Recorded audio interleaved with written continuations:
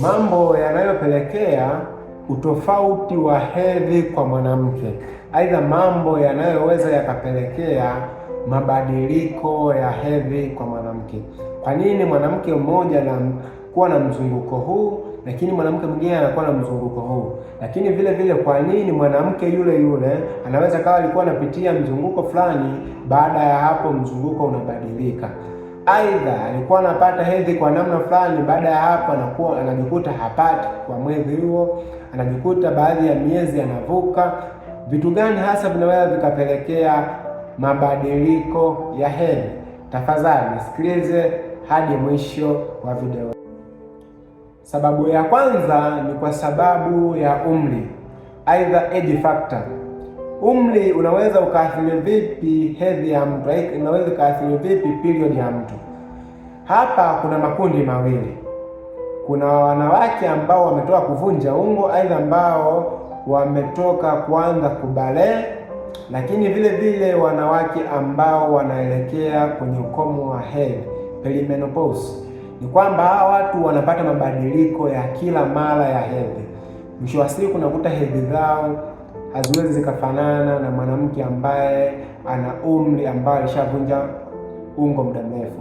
Kwa maana hiyo ni kwamba hawa wanapata mabadiliko makubwa ambayo yanaweza kapelekea baadhi ya miezi unakuta aidha hajapata hedhi, aidha anachukua muda mrefu hadi kuiona hedhi. Kwa nini? Kwa sababu kunakuwa na mabadiliko makubwa ya homoni. Kwa hiyo haya mabadiliko ya homoni yanaenda kuathiri moja kwa moja hedhi yake. Kwa hiyo mwanamke ambaye hasa ametoka kubalehe, lakini yule ambaye anaelekea kwenye ukomo wa hedhi, always ukiona matatizo ya hedhi ni kawaida sana. Okay. Sababu ya pili ni kwa sababu ya msongo wa mawazo. Msongo wa mawazo kwa namna ipi? Unapokuwa na msongo wa mawazo kwa muda mrefu, ni kwamba unazalisha homoni za cortisol. Sasa homoni za cortisol huwa zinachelewesha mwili, zinaweza kapelekea mwili kuchelewa kutoa yai, aidha zinaweza kachelewesha ovulation, ambapo bila ovulation hakuna hedhi. Kwa maana hiyo, ikichelewesha unaweza ukajikuta unapata mabadiliko. Mwanzo ulikuwa unapata hedhi kwa namna hii, ukajikuta mwezi huo unapata kwa namna tofauti. Okay. Lakini sababu ya tatu ni kwa sababu ya uzito wa mwili. Mabadiliko ya uzito wa mwili yanaweza yakaathiri homoni moja kwa moja na kupelekea ukajikuta unakosa hedhi yako, aidha ukajikuta unachelewa kuona hedhi yako. Kwa maana hiyo, uzito ukipungua mno kuliko kawaida ni tatizo, lakini uzito ukiongezeka kuliko kawaida ni tatizo. Na hii inawakumba wanawake wengi sana, wanajikuta hapati hedhi yake, miezi inaenda tu. Kwa sababu gani? Aidha amegeni uzito, aidha amekuwa na uzito mdogo kuliko kawaida. Kwa hiyo ukipungua uzito ghafla, inaweza vile vile ikaathiri mzunguko wako wa hedhi.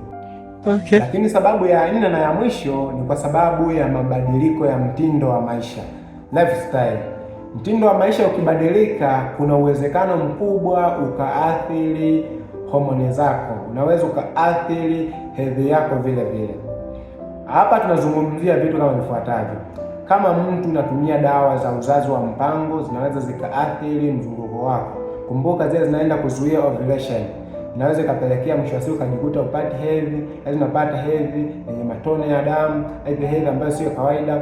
Lakini vile vile mazoezi kupita kiasi. Kama unafanya mazoezi kuliko kawaida, vile vile inaweza ikaathiri swala zima la mzunguko wako wa hedhi.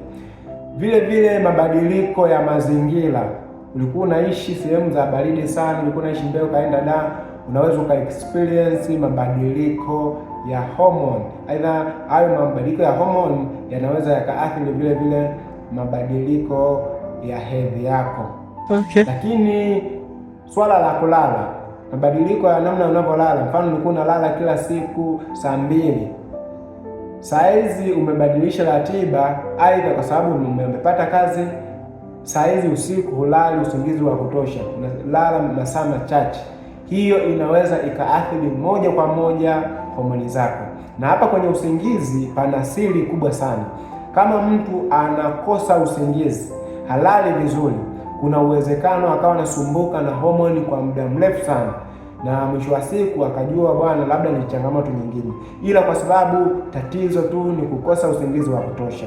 Hapa nina evidence kabisa, kuna watu wengi ambao walikuwa wana matatizo ya hormone kwa sababu tu ya usingizi. Baada ya kuanza kulala vizuri, hali zao zikarejea kuwa kawaida. Lakini kama wewe unapitia changamoto hizi za uzazi, aidha changamoto za hedhi kwa muda mrefu, inaweza ikaathiri uzazi moja kwa moja, ambapo inaweza ikaathiri kwa muda mfupi, aidha ikaathiri kwa muda mrefu. Ikiwa kwa muda mfupi sio mbaya, lakini ikiwa kwa muda mrefu, basi hakikisha unawasiliana na daktari wako, unaweza ukatibiwa. Kumbuka, unaweza ukashauriwa ulaji wa vyakula fulani, kubadilisha mtindo wa maisha kama nilivyoeleza hapa. Wakati mwingine unaweza ukashauriwa kupewa virutubisho, aidha vitu tofauti tofauti ambavyo vinaweza vikasaidia wewe kupata matibabu ya uhakika. Usisahau kutufollow na kusubscribe kwenye channel hii ili uwe unapata mafundisho haya kila mara. Naitwa Dr. Elisha. Asante sana.